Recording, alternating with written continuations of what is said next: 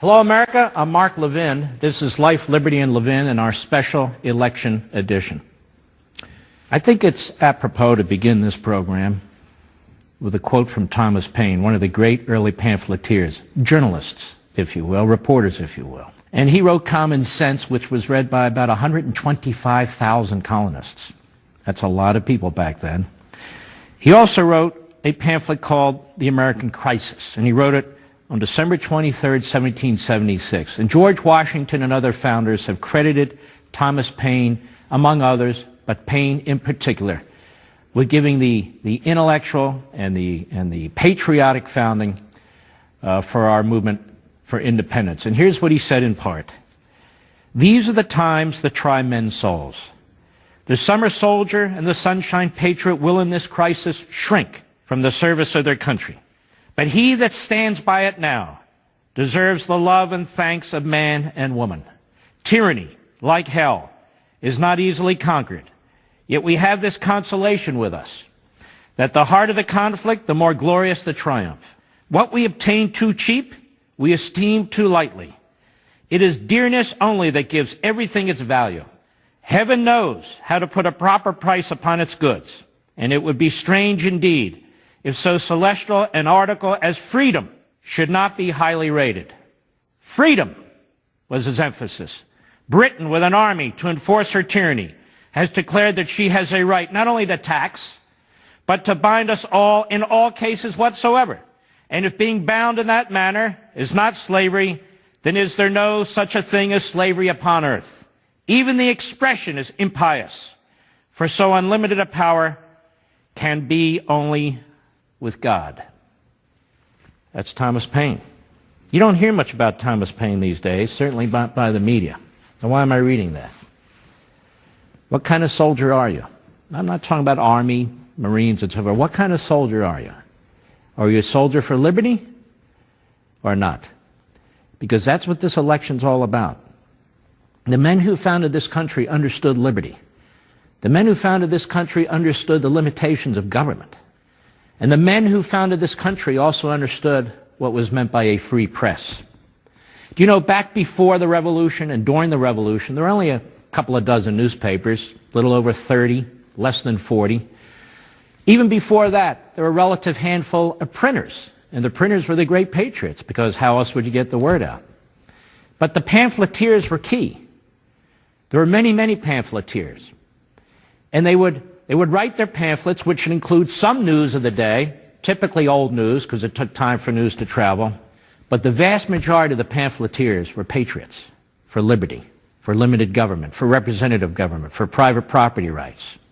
They were pamphleteers against tyranny, and their pamphlets would be posted at pubs and other public places. Their pamphlets would be circulated and by mouth discussed at the dinner table and among community meetings and so forth. These were true patriots, and they had a big cause, the cause of founding an independent United States. Contrast that with the media today, which is crucially important in this upcoming election. Contrast it with the media today.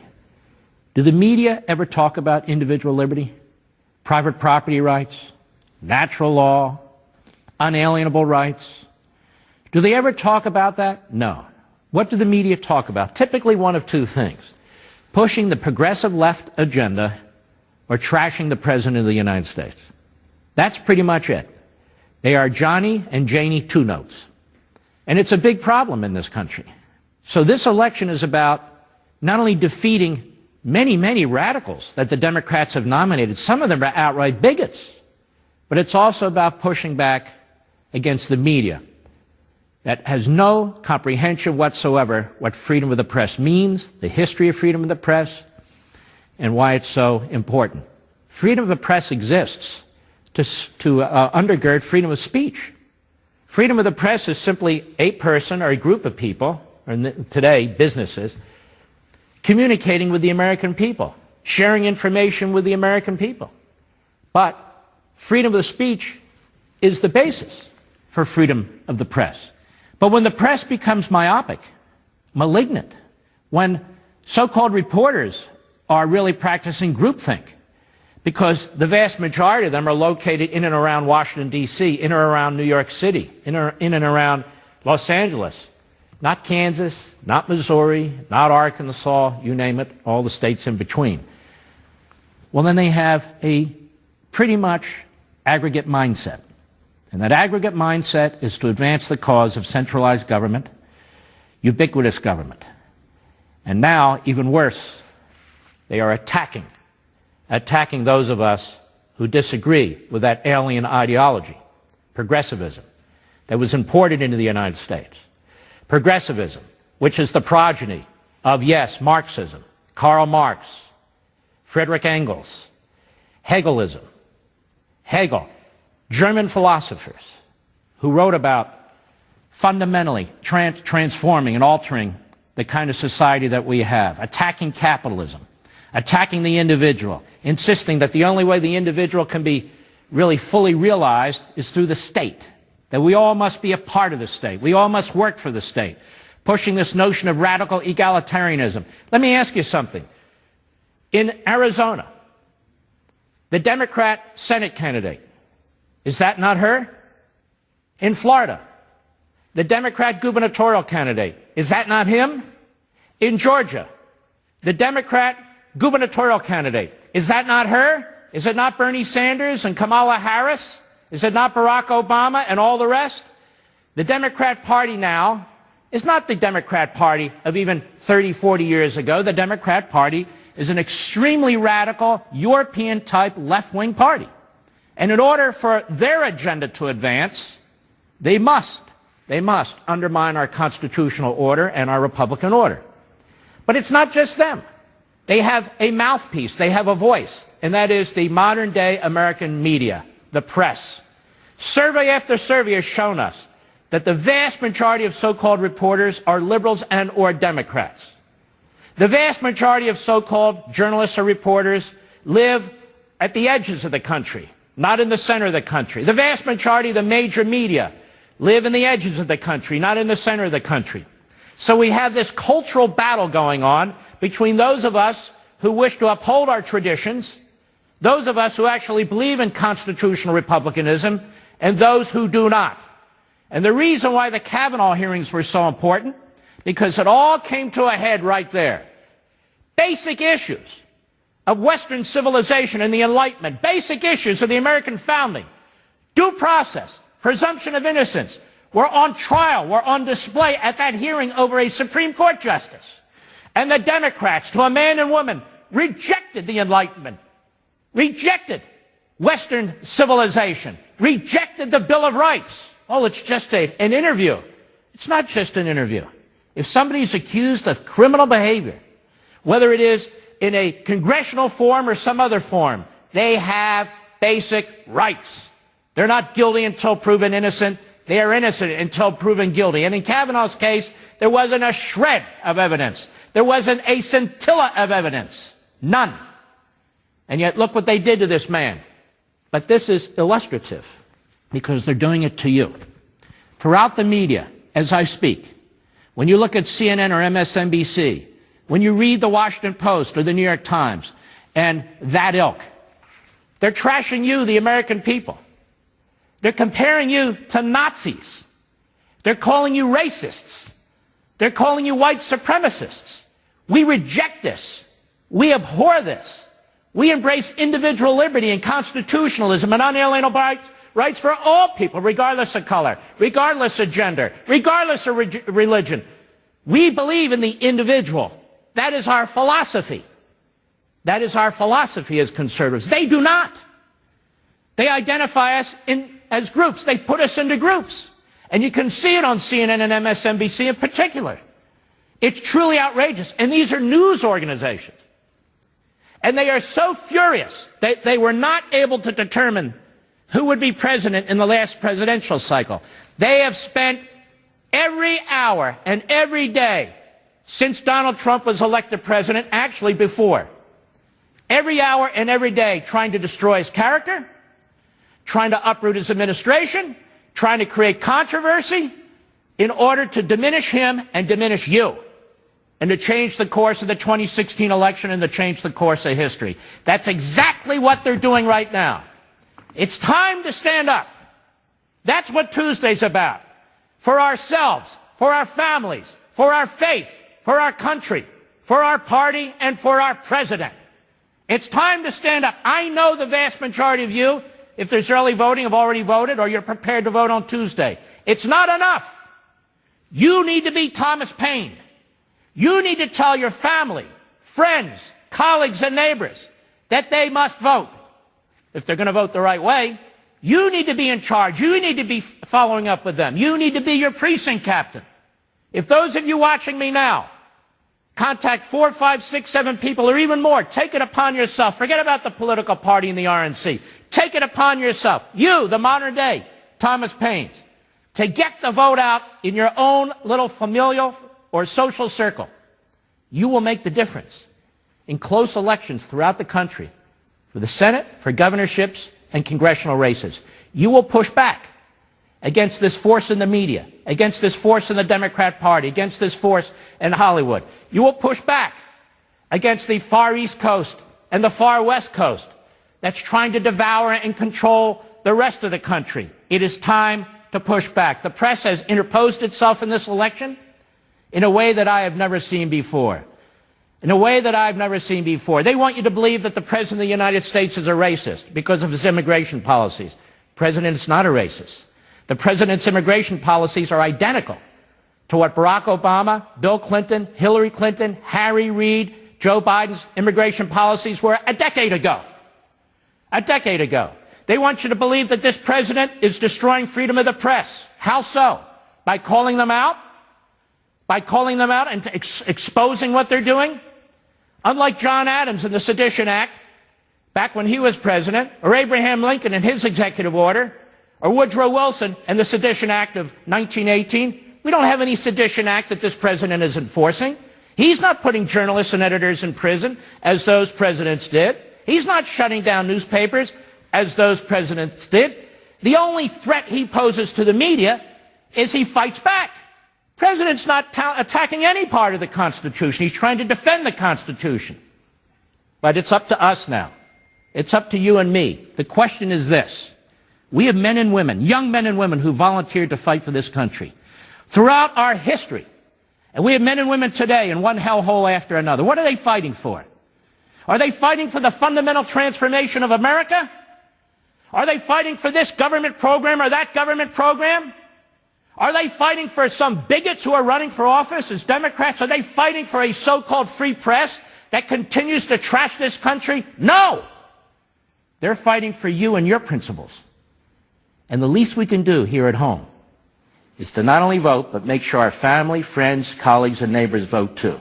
It's not asking too much. It's up to us. If more of us vote than them, we win and they lose. This is a truly, truly crucial election for you, for your family. What kind of country do you want to have? That's what's on the ballot. You're going to vote or you're going to watch? You're going to get others to vote? I have a lot of faith in you, America. It's very important to go through a number of these races and get a feel for what's going on in the country.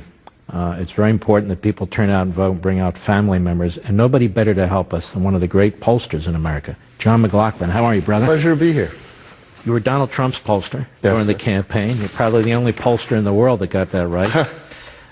Your CEO and partner, McLaughlin and Associates. You graduated from Fordham, got a BA. You hold an MBA from Fordham University with concentrations in finance and quantitative methods. Right.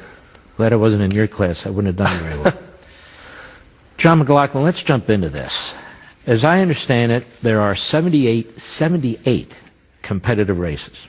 In the House. In the House of Representatives that are almost ties. Yes. 67 of those are Republican districts.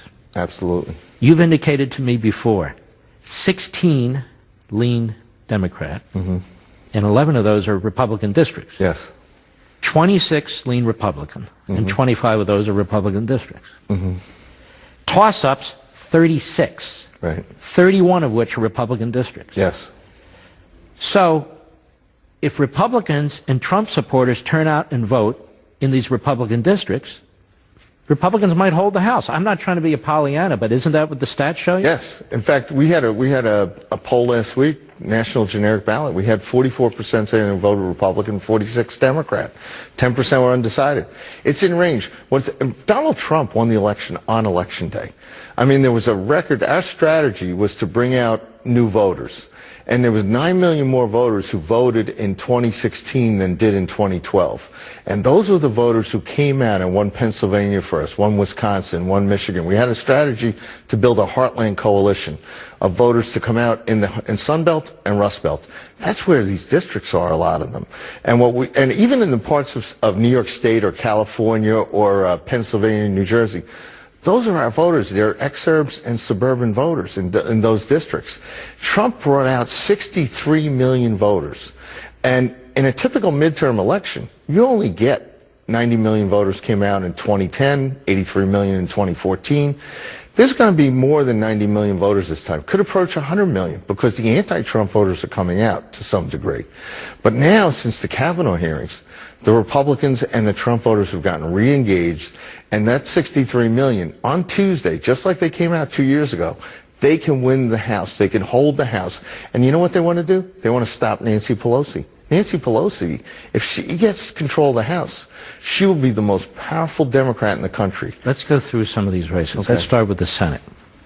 Michigan, John James versus Debbie Stabenow. This guy is a superstar. Yes. An African-American, a combat veteran, a successful small businessman, a traditional conservative, getting almost no national media attention, right, almost no support from Hollywood, Oprah Winfrey, and so forth and so on, and yet he's really putting up a fight. What do you make of that race? He's closing. What's amazing is here's an African-American candidate who, you know, the Democrats are all touting Gillum in Florida, they're touting Abrams in Georgia, but where's the national media on this race?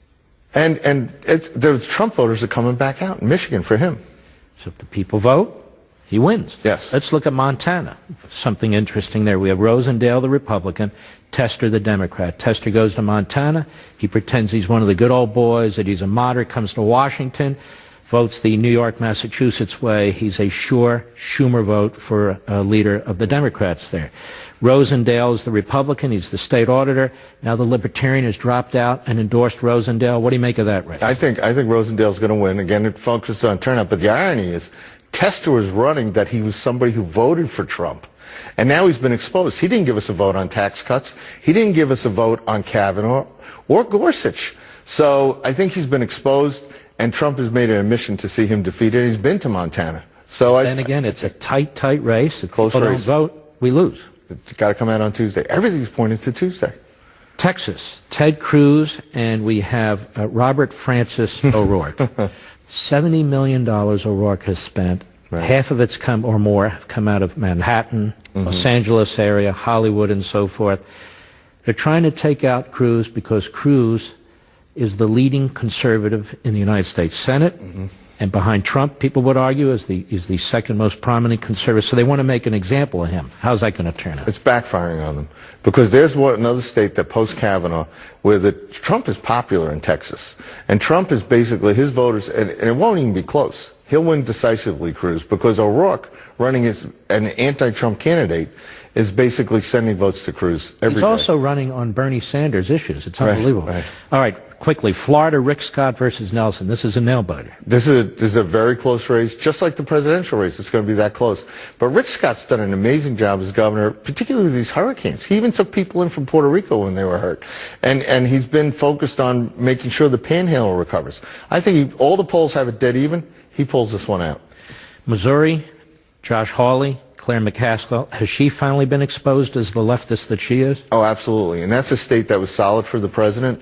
So I think that one, you're getting the Trump voters fold back in. We've polled there for a super PAC, and we have Hawley ahead. Okay, again, I just want to caution the audience.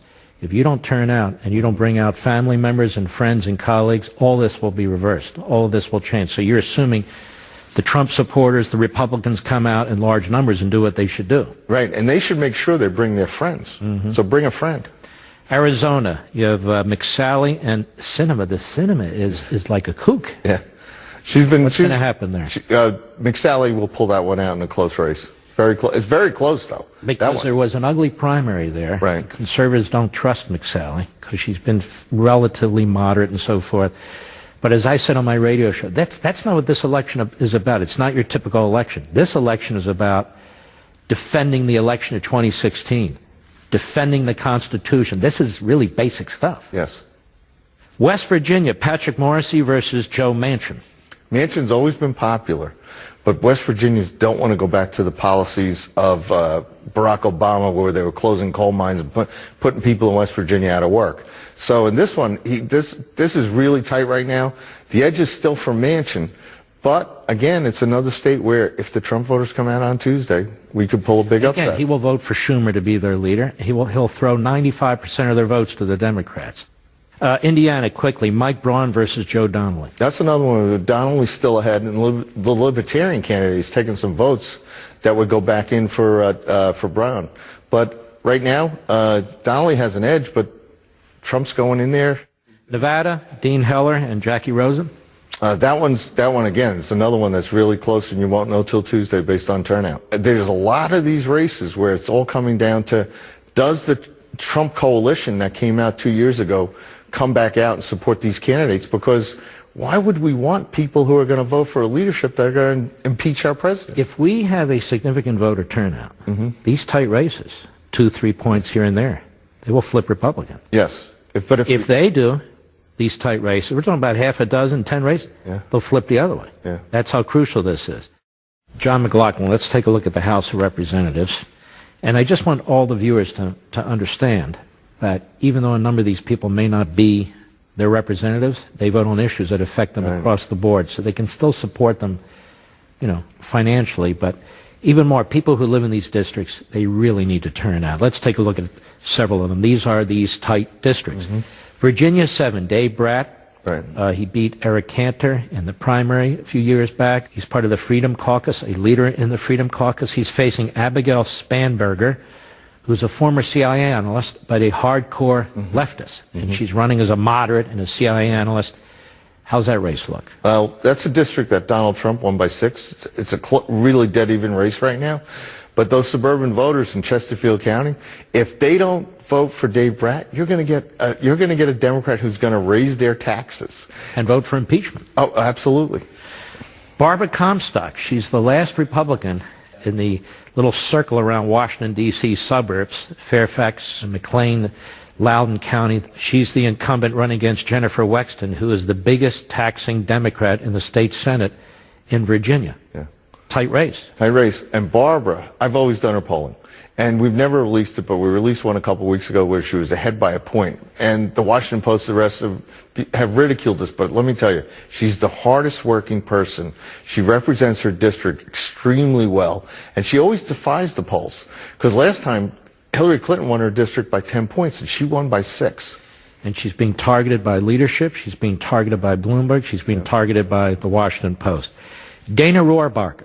California 48 versus Harley Rauda, I guess the name is. Rohrabacher was a speechwriter. I remember him in the White House for Ronald Reagan. In the 90s. In the 90s. He's been around for decades. Huntington Beach in that area. What's it look like? That's one where, since they're not getting the blue wave, the Democrats are putting in a green wave. Mike Bloomberg just put $5 or $6 million in there to try to beat him. And Dana was a little ahead in the polls, so that's another race where we got to get our people another turnout race. Yep. These are all turnout races. They got to send their mail-in ballots. A lot of these, your point, are Republican districts. Yes. So if Republicans and Trump supporters and they turn out and vote, we win. Yes. George Holding versus Linda Coleman, North Carolina 2nd. Another one of my candidates, extremely close. There's been a C4 from the Democrats attacking us on different issues. But Coleman's on the ropes right now because she supports sanctuary cities and higher taxes. Most of them do, don't they? Democrats, unbelievable. You know what you're going to get if they're running on open borders, sanctuary cities, higher taxes, government-run health care, foreign policy. Yeah, a top-down government-run health care, eliminating Medicare. It's incredible. John Faso versus Antonio Delgado. Faso is the Republican in the New York 19th district. Right. How do you see it? That one is dead even. The polls have us dead even. I do the polling for John. John is a very solid candidate, but Delgado came in. He raised $3.6 million the last quarter. He doesn't even live there. He just got parachuted in by Pelosi to try to take this away from the people of upstate New York. Yes, very tight race. Okay. Lee Zeldin versus Perry Gershon. Now, Lee Zeldin, I happen to know. He's a combat vet. Solid. He is a wonderful guy. He's a solid Republican and a conservative. And they're targeting him with this hard left-wing radical who has a lot of money in Long Island. Right. New York 1, what's it look like? Gershon's spending a lot of ads, absolutely stuff that's not true on Lee, saying he would take away people's health care, et cetera. I mean, Lee is a solid conservative, and Gershon's spending a lot of money, but people love Lee out there. It's tight. They know him as an Iraq War veteran. Yeah, it's tight. Florida 27, Maria Salazar, the Republican, versus Donna Shalala, the former Clinton administration official. I understand it's a largely Hispanic district, and right. she doesn't speak Spanish. Shalala doesn't. Right, that's Shalala. Obviously, Salazar does. Maria, how's that district? Salazar was the Mega TV broadcaster down there, yeah. And she's very, very well known. This was one the Democrats thought they had in the bag, and now they're finding out that they're actually losing. So this one the Republicans can keep. Carlos Curbelo, the incumbent Republican, versus Debbie Muscarsell, I guess. Right. What's that look like? Carlos is very popular down there, and that's one where the Democrats are really targeting him, a lot of money, outspending him in the final week. But you know what? The voters like Carlos, and the Cuban vote for him is solid. So if the Cuban vote comes out and the other Hispanic votes come out for Carlos, he'll win. Robert Woodall versus Carolyn Bordeaux, Georgia 7. That's a district where the Democrats were trying to make inroads into the suburbs of Atlanta, but the governor's race is affecting it. So you've got this governor's race where basically they're trying to turn out their troops and beat us with turnout. So he's in good shape, but he's got to get through the turnout on Tuesday. California 10, Jeff Denham versus Josh Harder. That's a tough one. Very close race right now. Very close race. California 45, Mimi Walters, the incumbent Republican, again, versus Katie Porter. Another very, very close race that depends upon, Where is that, Anaheim, that area? Yeah, so. Boy, that used to be solid Republican. All that Orange County, it's unbelievable what's happened there. Iowa 3rd, David Young versus Cindy Axne. David Young being the Republican. Well, last week, Ivanka Trump went out there at the end of the week to campaign for. That's a critical race where they tried to make trade an issue, and guess what? Donald Trump got a new deal with Canada and Mexico. Has that helped? That helped. Plus, he's also straightening out China. So that helps because a lot of this Iowa is about corn, soybeans. Their whole economy is agriculture. A tight race? It's a tight race. Illinois 6, Peter Roskam, who is part of Republican leadership, versus Sean Casten. Right. That's the one in Republican leadership they're really going after, and that district's changed because it's suburban Chicago. So he's in a tight race, but the Republicans should be able to win that one if they come out and vote. Kentucky 6, Andy Barr versus Amy McGrath. I mean, the president has campaigned for Andy Barr. Yes, and that one, if our voters come out, if they're not complacent and they come out in that part of Kentucky, he should be able to win. All right. Republicans should be able to keep that. We've got a lot more. Going to finish the House, get into some of these governorships. We're not doing this because we like just mentioning names and districts and so forth. We're doing this because you folks out there, the American people, need to know what's going on in your states and in your districts. John McLaughlin, I want to finish with some of these incredibly close House races. Maine 2nd, right. Bruce Polkwin versus Jared Golden. How's that look? Right, he's a fighter, and again, it's another. He's the Republican that is Polkwin. It's another dead even race that if our voters come out that voted for Trump in that part of the state, he can win. New Jersey 3rd, Tom MacArthur, the Republican, versus Andy Kim. And Kim is really an extreme Democrat, had some radical views, particularly on terrorism and some other things. And MacArthur, they tried to put him on the ropes on health care, but he's fighting back. So MacArthur could win if we get the right turnout. And the Senate race may be helping us in that part with Bob Eugen, because Menendez is definitely facing a big threat because he wasn't convicted, but he certainly had problems. He's had ethics complaints filed against him. He's pretty dirty. It's quite serious. And you raise a very interesting point, which is the Democrats are running on health care, right. Which seems kind of odd. But they're running on health care because they're now saying Medicare for all. But seniors in this country need to understand what Medicare for all means to the Democrats is eliminating Medicare. Yeah. What it means to union members is eliminating their contracts that they've negotiated on health care. What it means to other Americans is employer health care goes, independent health care, it's all eliminated, and you create sort of this VA DMV system, top-down, Bernie Sanders socialist health care. That's what they're campaigning on. Yep. If you thought Obamacare was bad, wait till they... Yeah, well, it's France all over again. New York 22nd, Claudia Tenney versus Anthony Brindisi. That's a tough one right now because in the published polls, the Democrat's been ahead. And he's one of those classic Democrats who's trying to tell you he's a moderate when he's not. Isn't this happening all over the country? I would say the Democrats have nominated the most radical group of candidates in our history, in the Senate races, in the House races, and in the gubernatorial races. And not all of them, but most of them are trying to pretend that they're moderates. Right. And you had to be for repealing the Trump tax cut, government-run health care, and open borders. Unbelievable. That's who they are. Pennsylvania won. Bucks County, those areas. Brian Fitzpatrick, the Republican incumbent, versus Scott Wallace. He's a very good candidate. And Wallace is a really extremist, particularly on the Iran nuclear deal. He supports that. He supports things that are really to the left on foreign policy.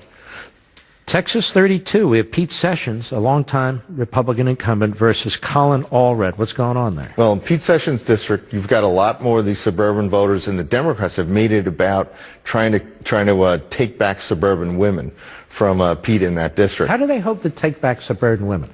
Pushing abortion, abortion, abortion, abortion? Right, but what they don't want to tell you is they're going to raise your taxes. They're going to take away your health care. And they're not going to do a thing about abortion. The Supreme Court has nationalized and federalized this issue of abortion, so states can operate within a small box. Right. So when the Democrats, oddly, running on, I guess, more availability for abortion, although it's quite available, it's a non-issue, isn't it? Right. And Pete's a solid. He's also a smart legislator, and he really works the district.